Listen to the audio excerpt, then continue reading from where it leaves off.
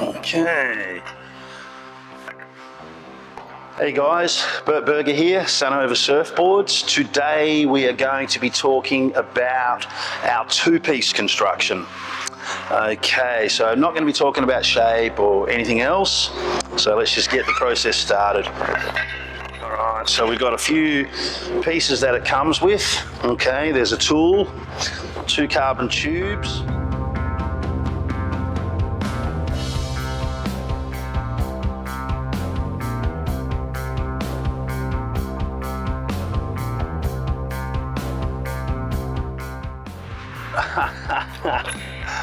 All right, got to undo my board bag here to get started.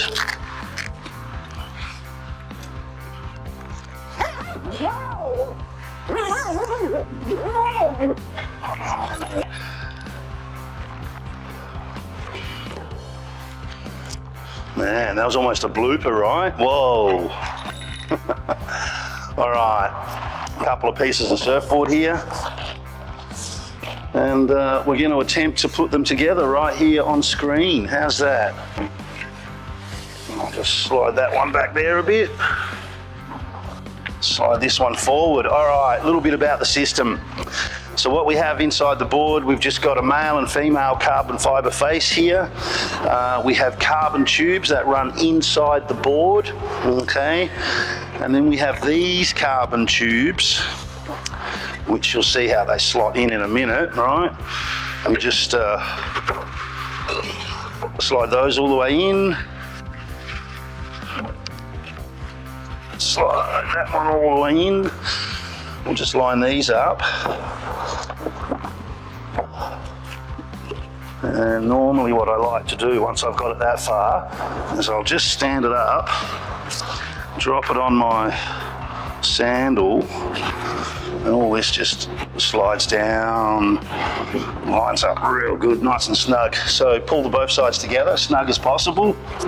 Okay, and then we have our screws that go in.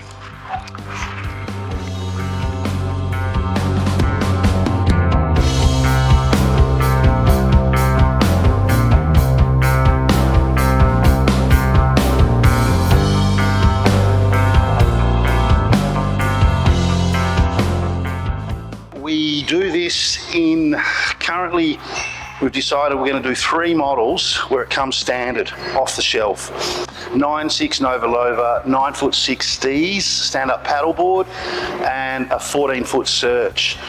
So that will come stock standard, fitted board bag, accessories, tools, and the board all fitted together. Also, what's available, every single board in our Sunova range is available as two-piece construction. Custom, you've got to order it up front. And then we will be offering a custom board bag with that as well.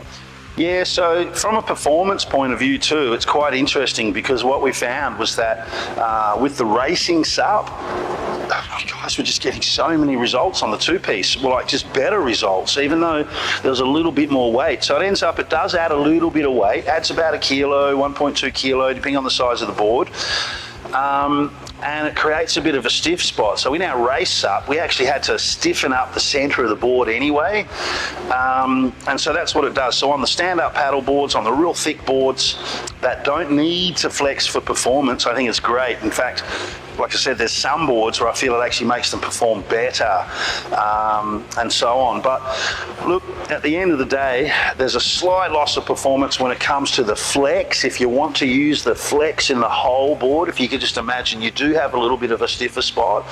So there's a slight downside if you want to apply the two-piece construction to a high performance board that you want to flex in the bowl. And look, at the end of the day, those types of boards you want to be really light anyway. But as far as an absolute practical thing to travel with, you saw how easy it kind of fits together. It's very robust. It can handle being pulled apart and put together multiple times. So yeah, and look, and I really feel it kind of just suits probably older guys because they generally need or like to ride the bigger boards. And I got to say, you're going to pay a little extra as well. Okay, anyway, that's a little bit of a rundown on the two-piece. There it is. It's a great product. It's really stood the test of time, and yeah, I mean, if you get it for whatever reasons, you won't regret it. Yeah, it's a good thing. Okay.